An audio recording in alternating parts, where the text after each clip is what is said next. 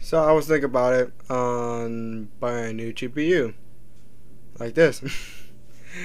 So the reason the GPU is kind of like a 1060 3 gigabyte.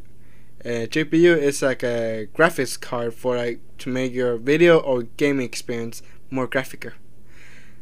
Uh, so now you understand why I need a GPU. It's because mine is a 560 4 gigabyte, and versus the 1060 gigabyte is 129% better than my one. By using the user benchmark, not sponsored, even though they don't sponsor anyone. But the problem I want a new GPU is because I can't record properly, and Genshin Impact and any games is very hard to record.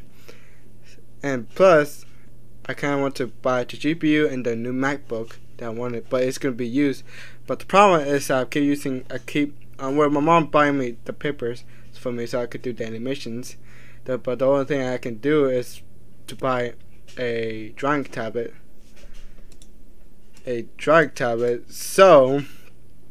I don't have to keep spending my mom's money for paper and pencil and with the family camera.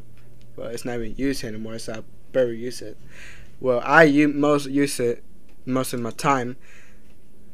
Then I'm just gonna work on my computer and just do more drawings. So meanwhile, you